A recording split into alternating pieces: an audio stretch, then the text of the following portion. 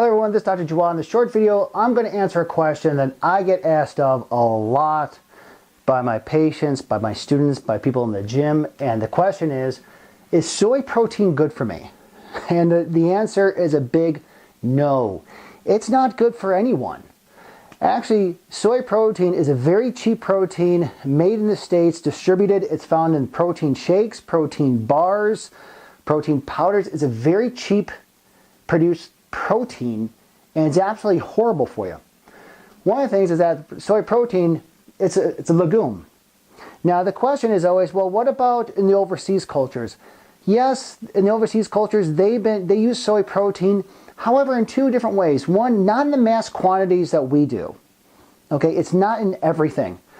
Also, two, they've been using it for decades, and they've been doing it the right way, because what they do is that they ferment it. Now, the fermentation process, what it does, it separates the gluten and the gliadin. Those two ingredients are undigestible.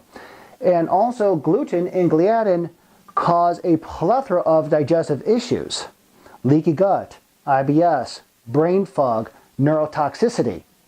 So what they do it the right way. They ferment it. In the States here, we do not. And this is why soy protein, one of the reasons why it's horrific for you. Also too, another reason why, it's low in sulfur-based amino acids. Now, sulfur-based amino acids, it's phenomenal for the liver pathway. The liver is your detoxifier.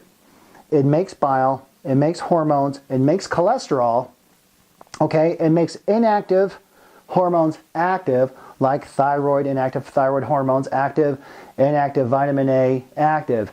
And what happens when you toxify the liver, it decreases its functions, you cause to yourself systemic inflammation. Also too, it's a trypsin inhibitor. What's trypsin? Trypsin is a digestible enzyme made by the pancreas and specifically to help digest proteins. And when you're decreasing that function, you make the proteins harder to digest. So you have a decreased absorption due to no trypsin. Big one, 90% of soy protein is GMO. That should be reason enough why you shouldn't use it. Why? Because GMO, we know, it's out there. You could Google it. A lot of GMO foods have a strong link to cancer. A lot of GMO foods have a strong link to reproductive issues. Okay, so again, 90% is GMO. Also, decreased minerals.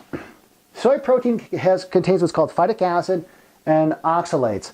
What are those two? Basically, what those two are, those are mineral binders. They bind the minerals and they block the absorption of those essential minerals. Now, if you have conditions like thyroid issues, autoimmune issues, any type of brain diseases, muscular dystrophies, so forth and so on, you need those minerals for the body to function. And again, phytic acid is a mineral blocker.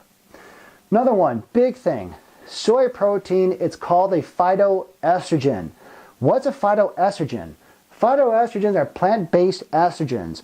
They're estrogen mimickers. Horrific. For females, what happens if you have too much estrogen? It lowers your thyroid function. That's my cell phone. Hold on.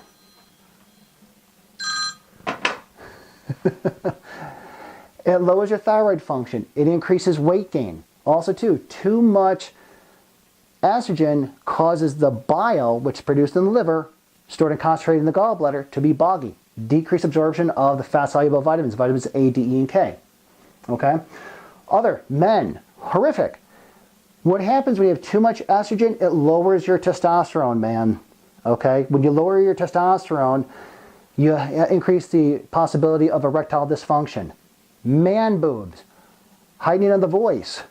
Okay? Men, as we are growing, we need more testosterone than estrogen.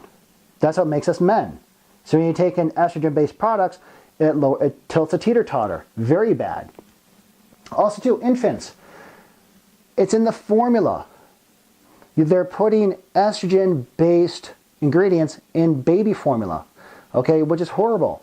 For little girls, you're jacking them with too much estrogen. For males, you're jacking them with too much estrogen as an infant. So again, is soy protein good for you? No, it's not. I recommend a grass-fed source, which is much better. Okay, if you're going with proteins, I always recommend a bone broth or a collagen protein.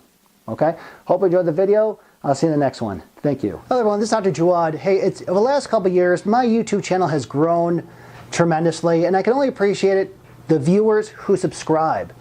Now, if you're watching this on YouTube, please hit the subscribe button to get the first up-to-date videos, or you could always Google my name, Dr. Jinaan Jawad, and you could go to my JDoc Real Minute page. Again, if you hit the subscribe button, you'll get the most up-to-date videos.